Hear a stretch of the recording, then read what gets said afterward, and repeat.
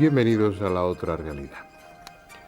Sé que no es una forma muy optimista de comenzar un programa, pero lo procedente hoy es decir que todos, ustedes y yo, tenemos una cita con la muerte.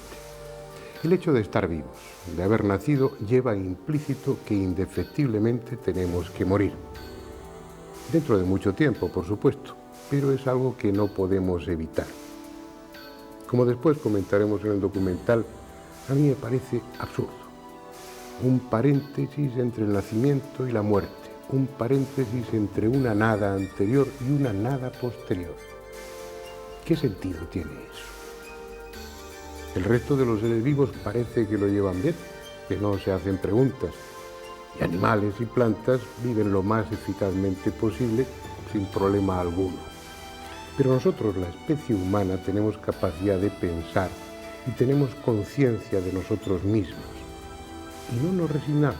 Es una idea, la de morir, que no nos hace ninguna gracia. Por eso no es extraño que a lo largo de la historia se haya intentado de cualquier forma imaginable encontrar algo que nos proporcione la inmortalidad. Vamos a hablar de todo ello. Vamos a hablar de esa búsqueda aparentemente estéril de la inmortalidad y si eso no es posible, pues hasta qué punto puede prolongar la ciencia actual nuestra vida, cuál puede ser el límite al que podemos llegar de longevidad. Y si todo eso falla y al final hemos de morir, cuando menos plantearnos si en espíritu seguimos viviendo eternamente. Vamos pues a todo ello si les parece bien.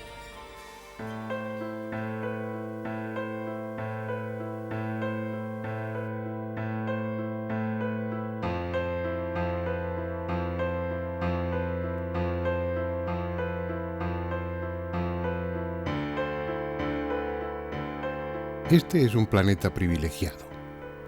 Su masa, su tiempo de rotación y de traslación, la distancia que le separa de la estrella a cuyo alrededor gira, a su vez ni demasiado joven ni demasiado vieja, y otras 1000 circunstancias más, han permitido que en él surja esa especie de milagro que llamamos vida. Allá abajo, en lo profundo de los mares, a salvo de las mortales radiaciones de entonces, aparecieron hace incontables millones de años las primeras criaturas. Organismos simples y diminutos capaces de nutrirse, crecer y multiplicarse. Y a partir de ese mismo momento, en un proceso lento, sin prisa y sin pausa, fueron diversificándose en especies cada vez más complejas. Unas siguieron desarrollándose en su medio inicial, las aguas. Otros abandonaron aquel inmenso caldo de cultivo para colonizar las tierras emergidas ya aptas para albergar la vida. Y así, con el tiempo como aliado, océanos y continentes se convirtieron en el escenario donde todas las formas imaginables de vegetales y animales, desde la minúscula hasta la colosal, representaron y siguen representando el mismo drama: nacer, crecer, multiplicarse y morir. Como si la vida no fuese más que un inútil paréntesis, surge a partir de la materia inerte y al final vuelve a la materia inerte.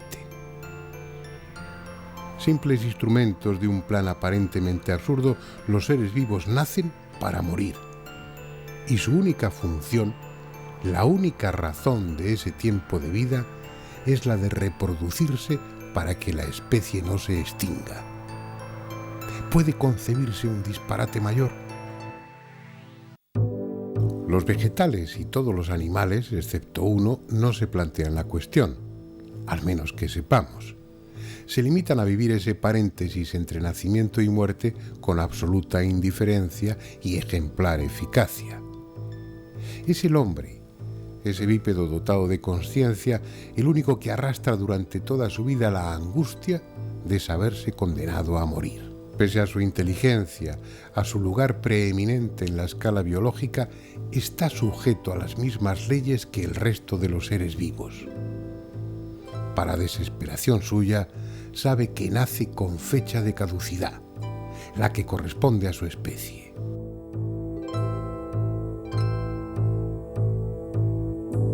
Hay insectos alados cuya vida se limita a un solo día. Otros, como las hormigas, tienen asignado un periodo de existencia de 15 años. El caimán alcanza los 56 y algunas tortugas gigantes llegan en cautividad hasta los 170 años.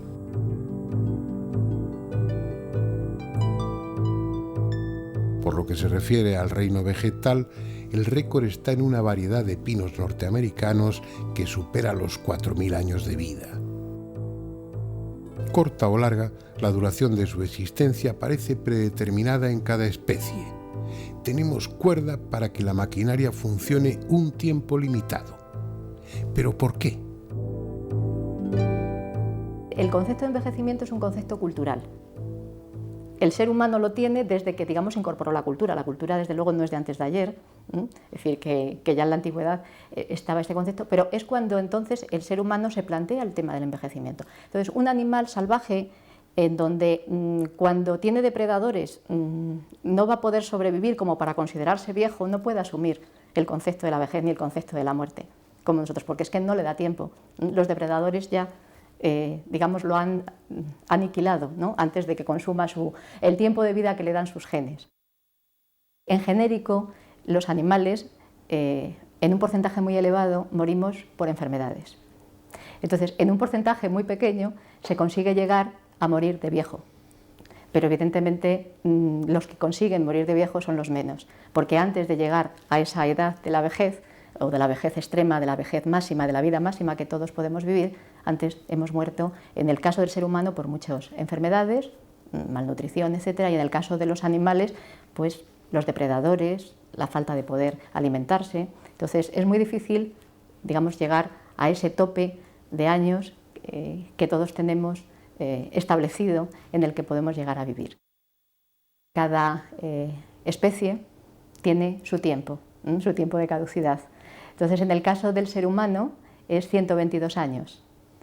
En otras especies animales pues oscila entre un día, meses, años, etc. Es decir, que cada uno tenemos nuestro tiempo de caducidad. Y eso es algo que está establecido en los genes. Es decir, que cada especie tiene unos genes, una dotación genética que le estipula cuánto puede vivir. Y eso es lo que denominamos lo que se llama la vida máxima.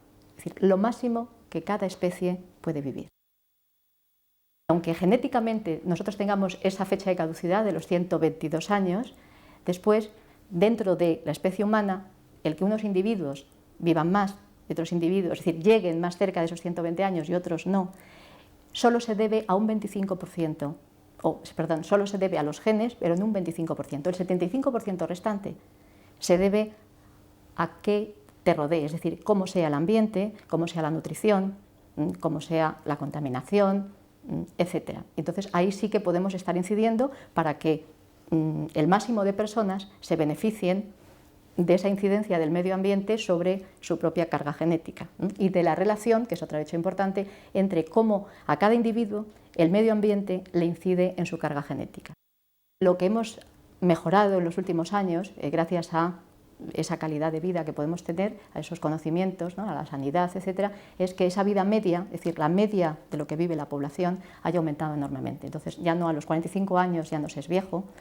Ahora la vida media está establecida en España, que es uno de los países, digamos, con una esperanza de vida media muy buena. Creo que en la mujer está en unos 80 años, y en el hombre un poco menos, porque siempre la mujer y la hembra, en el caso de los animales, tienen una esperanza de vida un poco mayor. Podemos alargar esa vida media, pero vamos a intentar alargarla en las mejores condiciones posibles, porque son de las únicas que realmente merece la pena vivir más. Es decir, hay que dar calidad, o sea, no como dice la frase, no hay que dar más años a la vida, sino más vida a los años que tenemos que vivir. Pero en el caso del hombre ni siquiera está clara cuál es esa fecha de caducidad. Si hemos de hacer caso a los textos considerados sagrados, hubo una época en que la longevidad alcanzó cifras desmesuradas.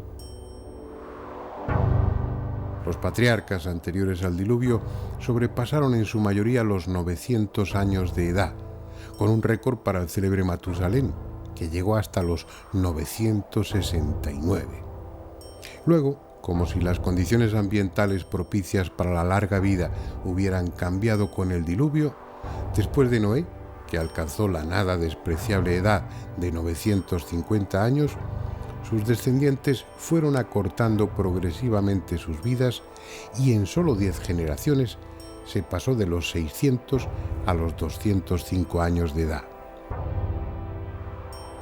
Y aunque extremadamente longevos para nuestra medida actual, las edades que alcanzaron los personajes bíblicos reconocibles históricamente en nada es comparable con la de los anteriores al diluvio. Abraham murió a los 175, Isaac a los 180, José a los 110 y el propio Moisés no pasó de los 120. Probablemente es pura metáfora, o como otros datos numéricos contenidos en el Antiguo Testamento, las edades de los patriarcas tengan solo un valor cabalístico o formen parte de un código aún no descifrado, porque lo cierto es que la historia nos proporciona datos muy diferentes y desde luego menos optimistas sobre la longevidad en el mundo antiguo. El viejo europeo, el hombre de Cromañón, tenía una esperanza de vida entre los 12 y los 20 años.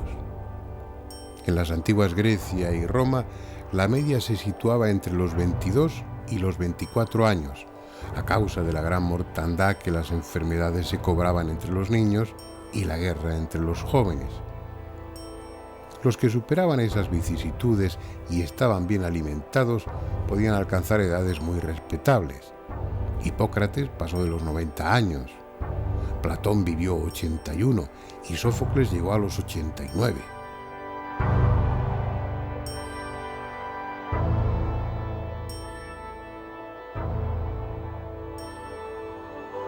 En Norteamérica, la esperanza de vida a principios del siglo XX oscilaba en torno a los 45 años y ahora, apenas 100 años después, ya ha alcanzado la cifra de 75 años para el hombre y 80 para la mujer.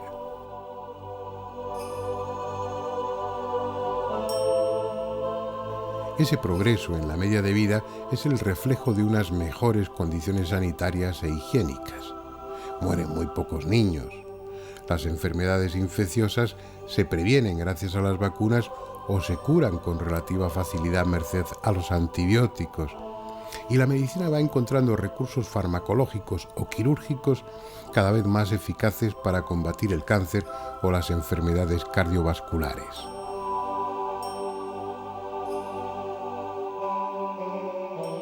Y es que en esta lucha por la supervivencia, tal vez convenga recordar que las frecuentes epidemias del pasado se saldaron con enormes bajas entre la población mundial. La peste que asoló Europa en el siglo XIV, por ejemplo, se saldó con 14 millones de muertos. Está claro que nuestra esperanza de vida ha aumentado considerablemente, a costa de prolongar nuestra vejez. ¿Pero qué es envejecer? Un cuerpo humano de tamaño normal tiene unos 100 billones, con B, de células que en su mayoría estamos constantemente renovando. Para que se hagan una idea de lo costoso que es estar vivo, cada minuto mueren en nuestro cuerpo 300 millones de células que han de ser reemplazadas.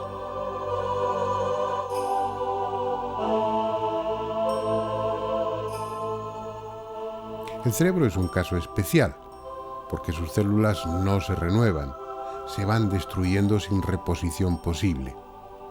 A partir de los 20 años se pierden 50.000 neuronas diarias. A los 75 años el cerebro pesa un 10% menos que cuando era joven. Afortunadamente debemos tener más células cerebrales de las que necesitamos, porque esa pérdida no afecta a las facultades mentales. El resto del organismo sufre más el paso del tiempo, porque cada renovación de células, y recuerden que mueren 300 millones por minuto, cada duplicación va incorporando errores infinitesimales. Es como si de un original sacásemos una fotocopia. Luego fotocopiásemos esa fotocopia. Luego esa fotocopia de la fotocopia. Y así sucesivamente millones de veces. Al final, las últimas fotocopias apenas recuerdan al original. La pupila se reduce, el cristalismo se empaña y vemos cada vez peor. Con la audición pasa lo mismo. Pocas personas de más de 65 años oyen frecuencias de 10.000 ciclos por segundo. Las fibras musculares del corazón acumulan lipofuscina, una basura química en sus células, y a los 90 años ese corazón impulsa solo la mitad de sangre que cuando era joven. Paralelamente, las arterias y venas pierden elasticidad, la piel se arruga, el esqueleto fija menos calcio y se hace frágil, los riñones filtran menos. ¿Para qué seguir? La cuestión es si hay alguna forma de evitar o frenar ese desastre. Luego lo veremos.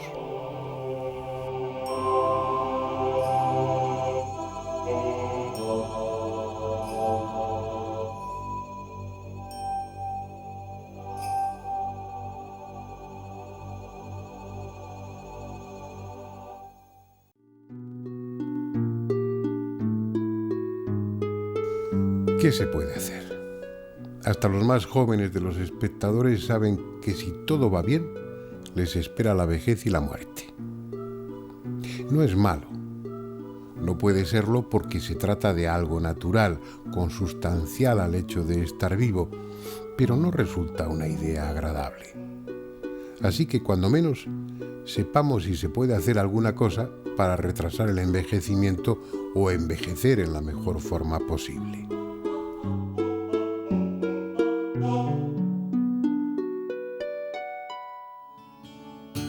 Enzimas, vitaminas, minerales, nutrientes. Parece que de una forma u otra la química de nuestro organismo, el laboratorio interno donde se decide qué tipo de vejez tendremos, depende en última instancia de lo que le echemos dentro. Vivir más tiene mucho que ver con lo que comemos. En cierto sentido resulta lógico. Pero ¿qué es lo mejor? ¿Qué fruta o qué verdura nos garantiza una vida más larga y más sana? No hay acuerdo. Puede decirse que cada producto hortícola ha sido considerado en uno u otro momento como una panacea. Al final, lo más sensato debe ser una dieta equilibrada. Pero, ¿y si todo se limitase al agua? Estas son las célebres cataratas del Niágara, en la frontera entre Canadá y Estados Unidos. Sus casi 50 metros de caída constituyen todo un espectáculo que atrae a millones de turistas. Son las aguas más visitadas de Norteamérica. Pero pudo no haber sido así. Quizá las aguas más famosas de ese continente y del mundo fueran tan poco espectaculares que uno pasaría junto a ellas sin prestarles atención. Cuando los conquistadores llegaron allí, existía entre los indios la tradición de una fuente de la eterna juventud. Muchos habían oído hablar de ella y nadie dudaba de su real existencia, aunque no supieron o no quisieron decir dónde estaba exactamente. Juan Ponce de León, el conquistador castellano, dio por bueno el relato y en 1513 navegó de Puerto Rico a Florida para buscar la legendaria fuente. No la encontró, pero algo supo en ese viaje que confirmaba su autenticidad, porque años después volvió a intentarlo con 2 barcos y 200 soldados. Una herida en combate con los indios, que luego le causó la muerte, interrumpió la búsqueda. Y quién sabe si el hallazgo. Tradiciones así las hay por todo el mundo, y tal vez tengan un fondo de razón. Aguas salutíferas que mantienen a los ancianos vigorosos, como las del Valle de Unza, al norte de Pakistán.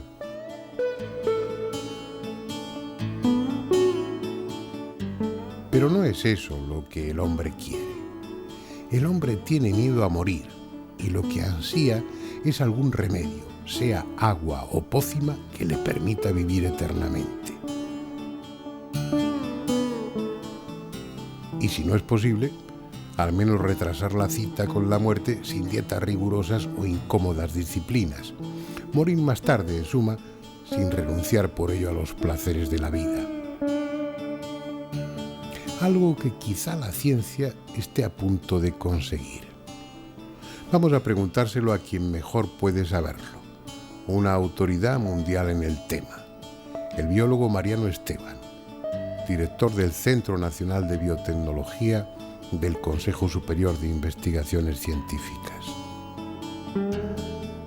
La sociedad tiene que percatarse de que estamos viviendo el momento más clave en la biología. Es un momento histórico, es el hito, porque el conocer el genoma humano, el conocer los genomas de gran variedad de microorganismos, eso es un hito histórico y eso se mantendrá mientras la humanidad exista en este planeta o mientras las formas vivas que entendemos como tales en este planeta existan.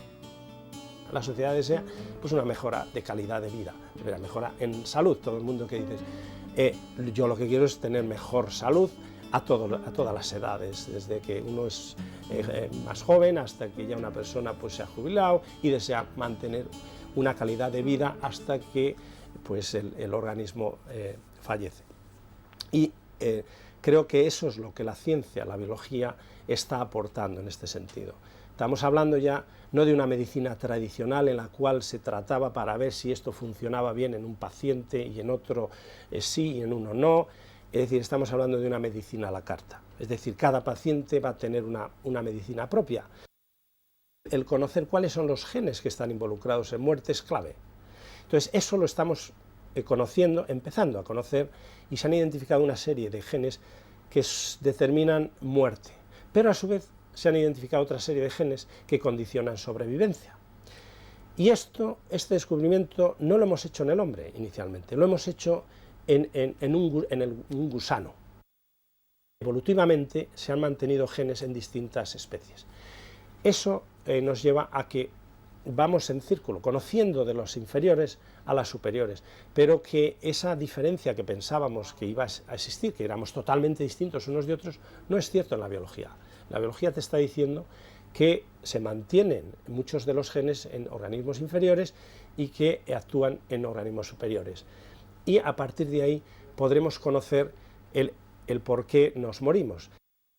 Se ha demostrado en gusano y en ratón, se ha identificado también que uno puede prolongar la vida mediante la activación de genes de muerte, o sea, la supresión, y se ha prolongado la vida, pues, es decir, casi hasta un tercio más de lo que vive.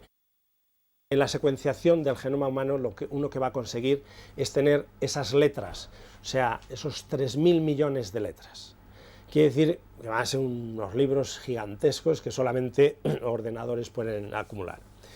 De lo que se trata es de esos 3.000 millones de letras, lo que ahora nos toca es conocer cómo, de toda esa información, cuáles son las letras que realmente definen una función, porque sabemos que hay muchísima parte del genoma que es lo que se llama secuencias que no se expresan y son secuencias más bien estructurales, pero aquellas que se expresan en 100.000 genes, tenemos ahora que conocer cómo cada uno de esos genes funciona.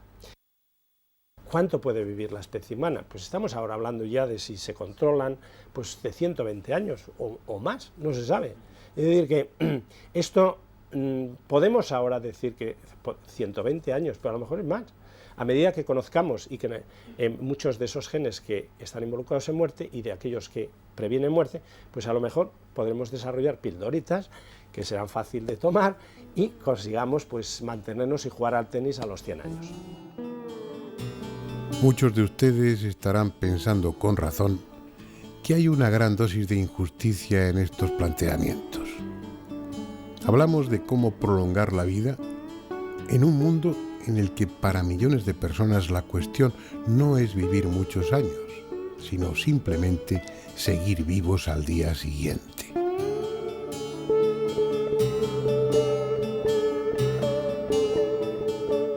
Pero no estamos refiriéndonos a conquistas sociales o económicas, sino a logros puramente biológicos. También en los países desarrollados, millones de individuos no alcanzarán edades avanzadas, aunque la biotecnología lo permita. Guerras, accidentes y enfermedades se encargarán lamentablemente de ello. Así que volvamos al tema con la esperanza de que los avances éticos y morales acaben yendo algún día paralelos a los avances científicos. Por lo que hemos escuchado a dos de los mejores especialistas, Mónica de la Fuente y Mariano Esteban, parece ser que en un futuro próximo podemos alcanzar ese límite biológico de los 120 años sin grandes dificultades. Resulta una cifra razonable. Vividos con intensidad, 120 años pueden dar mucho de sí.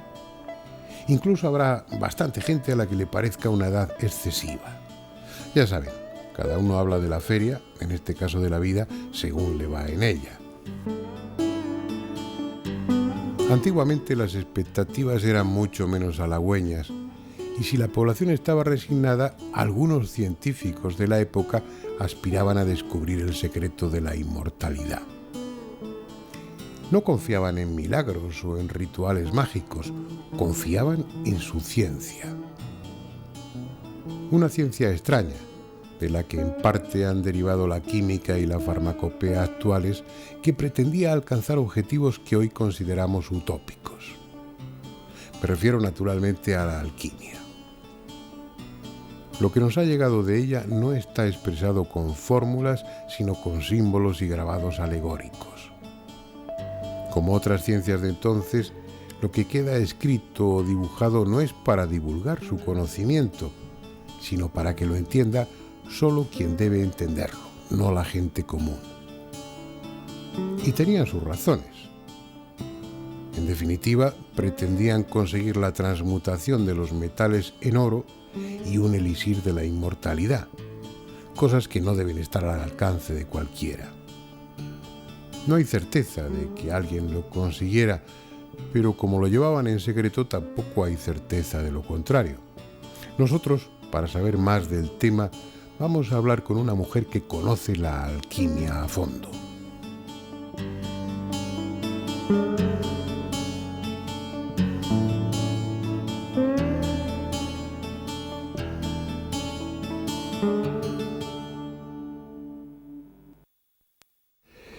Mar, bienvenida, gracias por estar aquí. Tú eres doctora en farmacia, o sea que puedes hablar con conocimiento de causa sobre la alquimia, aparte de que es uno de tus temas. Tienes un libro que está a punto de publicarse sobre la alquimia. Sobre la inmortalidad vista desde la perspectiva de la alquimia. Pues nos vienes al pelo, porque el tema de este programa es precisamente esa búsqueda de la inmortalidad. Y bueno, la idea que tenemos los legos, los no iniciados en el tema, es que en efecto que esa fue una de las obsesiones o de las preocupaciones de los alquimistas, ¿no? De los alquimistas europeos, de los alquimistas chinos. Cuéntanos un poco. Primero, ¿lo consiguieron o no? Que sepamos, el único inmortal que existió fue el conde Saint-Germain, el famoso conde Saint-Germain, y Fulcanelli. No tenemos conocimiento de ningún otro inmortal, ¿no? ¿Y esos son inmortales seguro o forma parte de No lo esas sé, leyendas? Fulcanelli, la leyenda de Fulcanelli no le conoció nadie, ¿no? Teóricamente solamente le conoció su discípulo Eugène Cancelier. Y bueno, pues mucha gente duda de la existencia verídica de Fulcanelli. La inmortalidad era la meta que intentaban conseguir los alquimistas. La alquimia, que es una ciencia, yo sigo considerando que es una ciencia muy amplia. Una ciencia, perdona más, y una ciencia de la que no ha perdurado todo. Supongo que dentro de eso había un cierto hermetismo, un cierto secretismo. Eso es. Y no todo se ha publicado. La alquimia son muchas cosas. Yo conozco gente que actualmente son adeptos, lo que se conoce como adeptos, ¿no? Gente que practica alquimia y que siguen sus postulados. La alquimia puede ser considerada como una filosofía. Ellos consideran que es la única filosofía que no se ha caído, que siguen perdurando sus principios la única que sigue en ese nivel, ¿no? Pero una filosofía con un sustrato material, con un sustrato Exactamente. de laboratorio, ¿no? Eso es, una parte material, una parte espiritual, podríamos decirlo de esa manera, ¿no? La parte material era la forma de conseguir bueno, pues la meta de todos los alquimistas, que era la piedra filosofal. Nadie sabe explicar demasiado bien lo que era la piedra filosofal, porque los textos alquimistas se caracterizan porque son... La palabra ha llegado a... su propia palabra lo dice, han sido textos herméticos, textos muy difíciles de comprender, solamente para iniciados, con mucha simbología, solamente comprensible por aquellos que llevan mucho tiempo metidos en ese mundo. Entonces la piedra filosofal era un medio de conseguir la inmortalidad.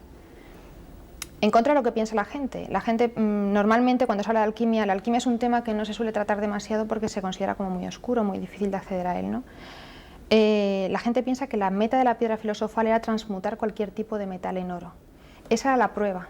Cuando se conseguía la piedra filosofal, fuera lo que fuese, y esa piedra, esa sustancia, transmutase cualquier metal en oro, se había conseguido el fin de la alquimia. Y el fin de la alquimia era acceder al conocimiento de otros mundos, el conocimiento supremo, y entre otras metas conseguir la inmortalidad. ¿Qué cosas hacían para conseguir la inmortalidad? ¿Cómo lo intentaban? Se partía sobre todo de cinabrio y de mercurio. Eran los dos principios a partir de los cuales se intentaba conseguir. Cuando esas técnicas llegan a Europa y llegan de la mano del Islam, en el siglo VII aproximadamente, VII-VIII después de Cristo, se produce el encuentro de esas dos grandes culturas, dos grandes civilizaciones, la civilización islámica y la civilización china. Se produce un intercambio de conocimientos y entonces a través del Islam y a través de España entran todos esos conocimientos en Europa, como he comentado. 2 siglos después la alquimia ya había llegado a todos los estratos sociales y aparece un escrito de un monje, un fraile muy conocido por sus profecías, que es Juan de Rupestisa. Y Juan de Rupestisa escribe el primer tratado donde se dice que a partir de lo que él llama la quinta esencia se puede conseguir la inmortalidad. Esa quinta esencia se elaboraba a partir de lo que él decía que era el espíritu de vino. Es decir, se tomaba vino, se destilaba, pero no una destilación como podríamos entender ahora, sino lo que ellos conocían como circulación, en un recipiente cerrado al que se le calentaba con altas temperaturas. El vino, se tenía que escoger un vino de buena calidad, siempre se decía eso. El vino comenzaba a circular, subía, bajaba, y la parte más sutil era la que posteriormente en forma de vapor se destilaba. Bueno, pues ese espíritu de vino era la quinta esencia, la parte más pura de cualquier sustancia. Cualquier medicamento, los que se empleaban entonces, que eran todos de origen vegetal, cualquier medicamento puesto en contacto con esa quinta esencia, teóricamente, servía para curar todo tipo de enfermedades. No es una cosa que nosotros pensemos distribuido solamente en unos niveles muy restringidos de la sociedad, es una práctica que alcanza la terapéutica del momento. La profesión en esos años de alquimista era tan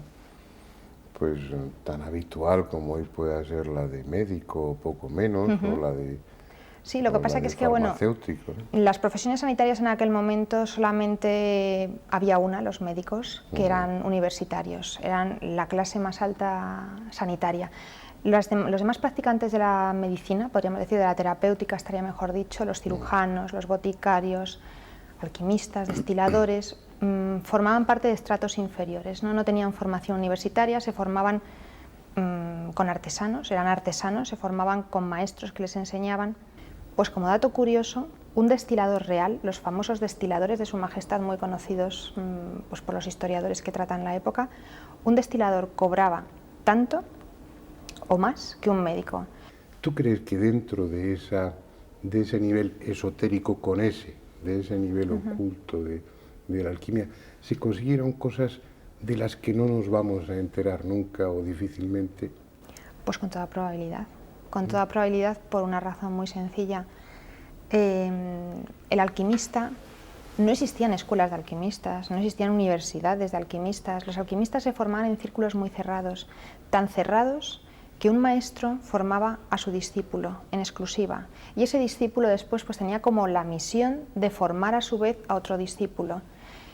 eran unos niveles, y además un nivel de trabajo tan individual, que estoy convencida de que sí que tienen que existir muchas cosas que no se conocen y que no han pasado más allá. Lo que ocurre es que los textos auténticos, verídicos, de alquimistas, están tan sumamente mezclados con textos de tanto charlatán y tanta gente que en realidad no consiguió nada, ni hacía nada, ni sabía nada, pero ahí publicaba y escribía, que es tal la mezcla que es muy difícil de dilucidar, ¿no? Yo para terminar y para antes de despedirte, agradecerte tu presencia aquí, sí me gustaría personalmente que, con el conocimiento que tienes de la materia, los años que llevas trabajando en ello e investigando, si personalmente piensas, no hablemos ya de la inmortalidad, pero que descubrieron algún sistema, algún tipo de elixir para alcanzar una gran longevidad, y si crees que esa piedra filosofal o cualquier otro sistema para transmutar metales en oro, pues también accedieron a ello. Sobre la inmortalidad, no nos ha llegado ningún inmortal que sepamos, entonces sería un poco difícil llegar a esa conclusión. Sí es cierto que revolucionaron la medicina de la época, y fueron las prácticas alquimistas las que revolucionaron. Paracelso era un alquimista, Paracelso tenía conocimientos alquimistas, y todos los científicos de su época del Renacimiento tenían conocimientos alquimistas. Por lo tanto, esa gran revolución médica que se produce en ese momento, y que bueno, abre las puertas a la ciencia moderna tal y como hoy la comprendemos, viene en gran parte motivada por la alquimia. En el aspecto de la terapéutica es fundamental, ¿no? Revoluciona e incorpora nuevos medicamentos que no existían, por lo tanto se prolongaba un tanto la vida, ¿no? Pero tú en lo que conoces y en la historia de la alquimia, ¿te has encontrado con que los alquimistas morían a avanzada edad o no? Eso decían todos, sí.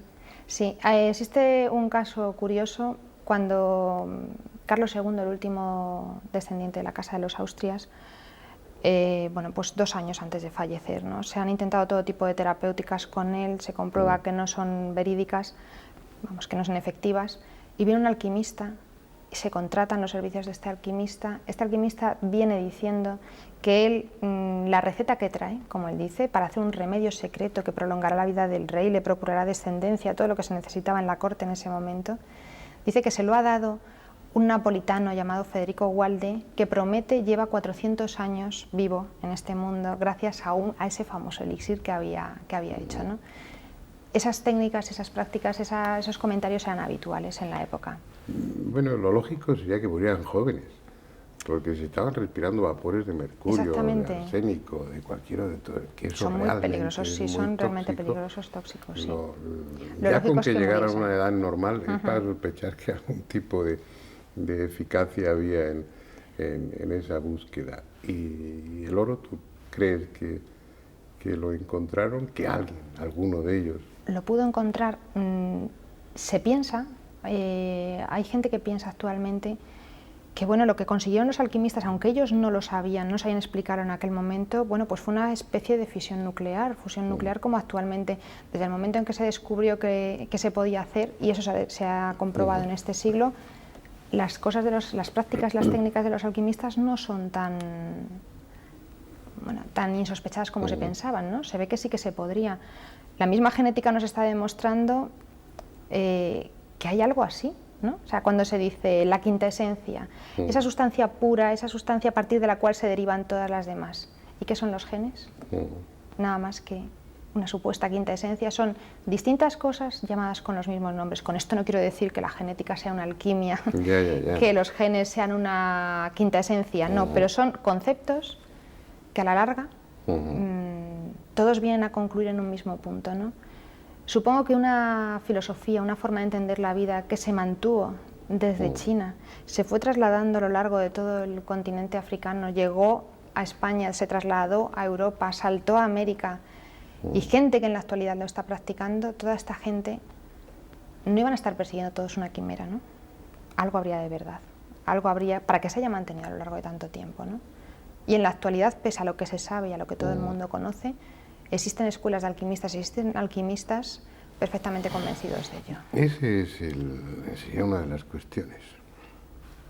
Si uno descubre ese elixir de la inmortalidad, ¿qué haces? ¿Te lo guardas para ti o o lo compartes con los demás, y yo creo que probablemente pues uno terminaría guardándolo para sí, no por egoísmo, sino por responsabilidad. Pero bueno, puede que haya gente por ahí con la que nos cruzamos todos los días, que sea alguno de esos, tal vez es napolitano.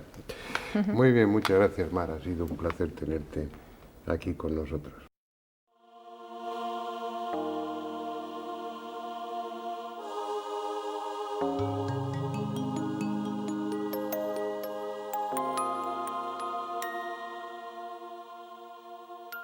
La ciencia actual no conoce todavía el secreto de la inmortalidad, y las ciencias antiguas tampoco lo descubrieron, al menos que sepamos. Por tanto, si hay alguna posibilidad de vivir eternamente, habrá que plantearse que no es a nivel físico, sino espiritual. Hace milenios que el hombre llegó a esa conclusión. Al observar la naturaleza a su alrededor, comprobó que todo lo vivo muere y que él no era una excepción. Es evidente que dejar de ser, dejar de tener conciencia para disolverse en la nada absoluta, es una idea que, como nos pasa a las gentes de ahora, no le gustaba nada al hombre primitivo. El único camino posible era esperar que una vez muertos, algo, portador de nuestra memoria, de nuestros sentimientos, se desprendiese del cuerpo y continuase existiendo. Un alma, en definitiva. La cuestión, que ya hemos debatido en otras ocasiones, es si ese concepto del alma surgió como una necesidad, era parte de un conocimiento inconsciente o se basaba en experiencias subjetivas, como estados de casi muerte, trances y viajes astrales. Situaciones estas que a quienes las experimentan les dejan convencidos de que la consciencia puede separarse del cuerpo. De todas formas, por las imágenes que ahora estamos viendo, se deduce que el hombre antiguo no tenía muy claro si en esa existencia post-mortem el cuerpo servía o no para algo. En el fondo había cierto reparo en dejar que esa querida envoltura se desintegrase, sobre todo si había pertenecido a un personaje importante. Pero además, ¿quién podía asegurar que, cansada de andar por el otro mundo, el alma no decidiese regresar a este y volver a ocupar su antiguo cuerpo?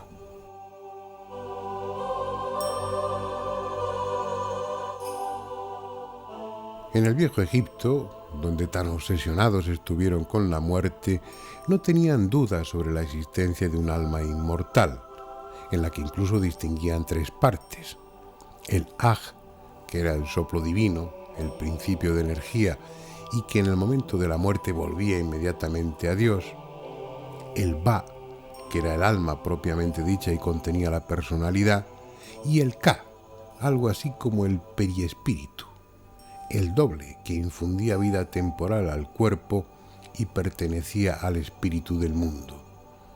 Para que ese Ka no se fuese, no se diluyese en el espíritu del mundo, era preciso que el cuerpo se conservase lo más íntegro posible. Por eso se momificaba. Otros pueblos practicaron la momificación por razones diferentes, pero siempre ligadas a la persistencia de un fragmento de alma dentro del cadáver o la posibilidad de que el espíritu decidiese volver a utilizarlo. Hoy ya no pensamos así. La mayoría de las religiones consideran al cuerpo una cárcel, cuando no una fuente de pecado, y una vez muerto, lo entierran sin más o lo queman. Según parece, el alma está mejor fuera que dentro del cuerpo y no tiene intención alguna de volver a ocuparlo. Pero no olvidemos que el motivo de este programa es la búsqueda de la inmortalidad y que, descartada la física, no nos ha quedado otro recurso que refugiarnos en la posible inmortalidad del alma. Algo de lo que muchos están o quieren estar convencidos, pero de lo que hasta el momento no hay pruebas definitivas. Otras veces nos hemos ocupado del tema y volveremos a él inevitablemente, porque sin duda alguna es la incógnita más importante que tiene planteada el hombre desde que adquirió conciencia. Y aunque las religiones traten de llenar ese hueco según sus principios y conveniencias, Lo cierto es que tampoco pueden ofrecer testimonios objetivos, datos convincentes. Por eso requieren la fe, la creencia por parte de sus fieles.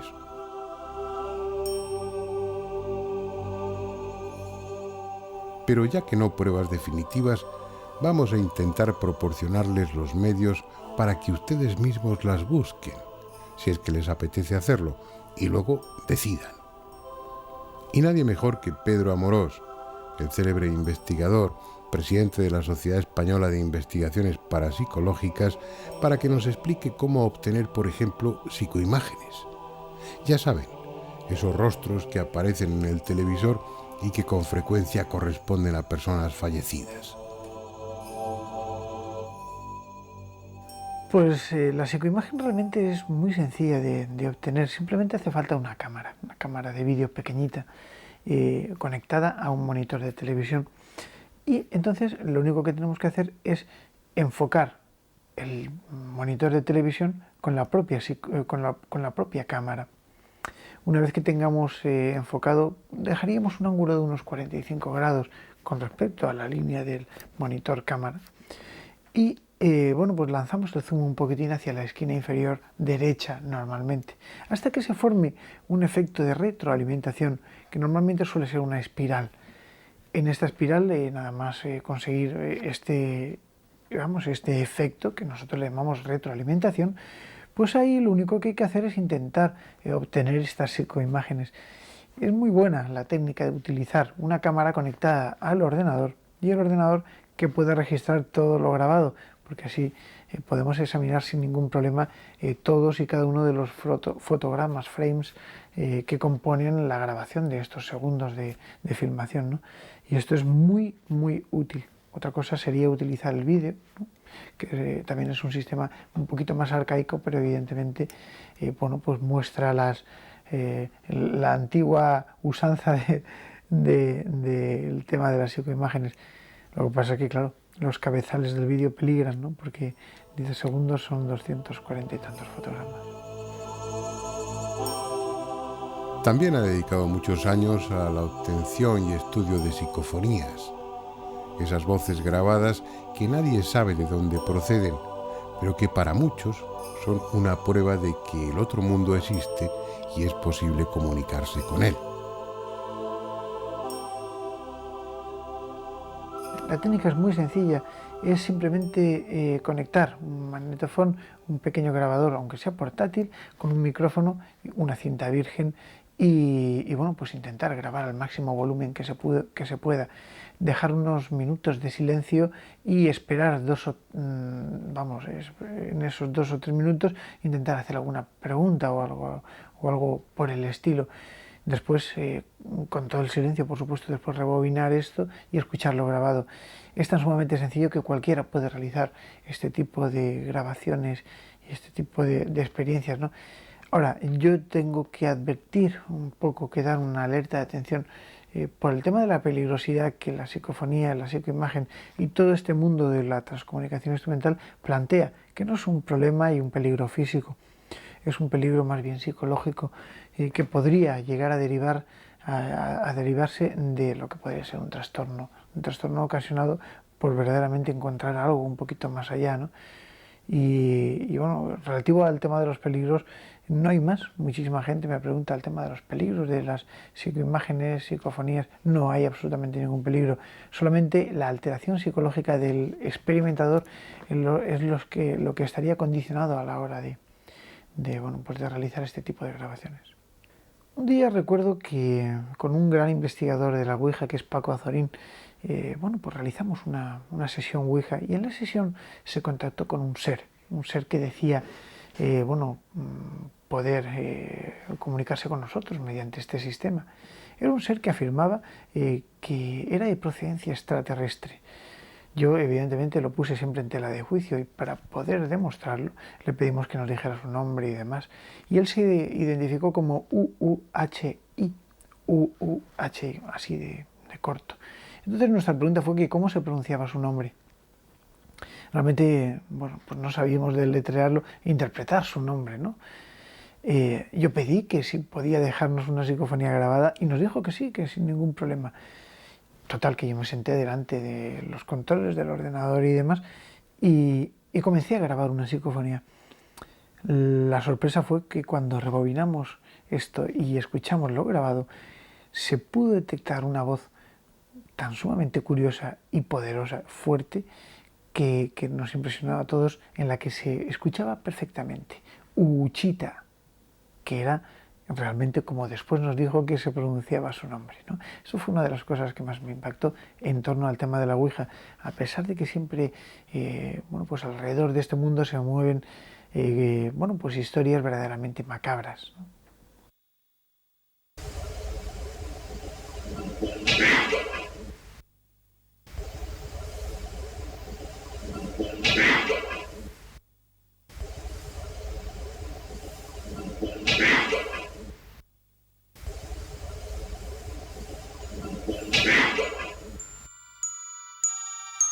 Bien, Pedro ha citado en varias ocasiones la Ouija.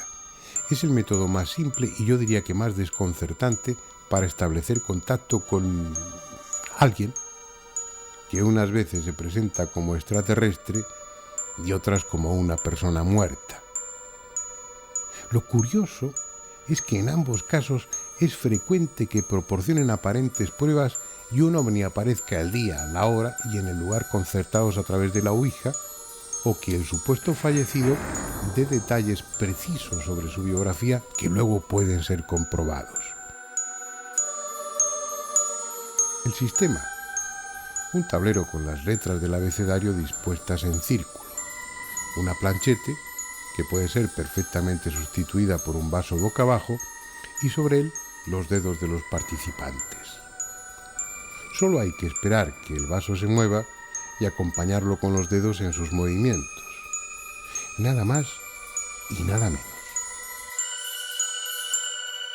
Habíamos pensado simular una sesión para que sirviera como ejemplo, pero no fue necesario. Así que, aunque solo les ofrezcamos una pequeña parte de ella, lo que están viendo es una sesión auténtica. Bueno, vamos a comenzar la experiencia.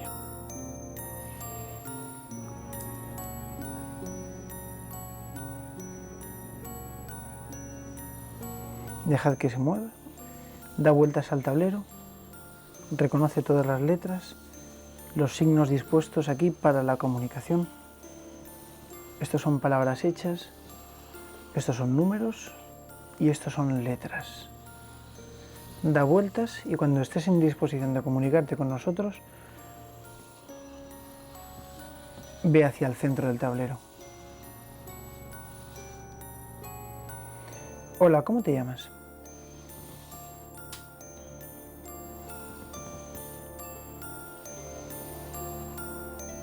D, I, C, L, D. Del... Creo que puede ser la misma entidad, ¿no? Yo creo que sí. Es lo mismo. De O, un momentito. Del Do, E, I,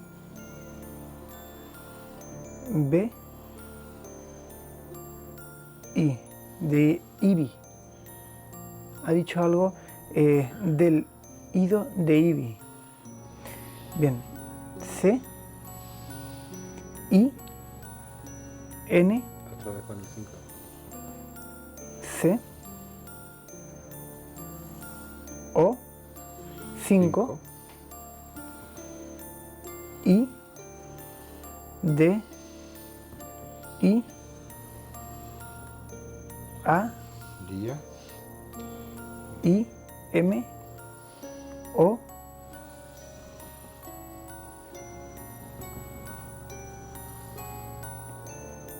R, I,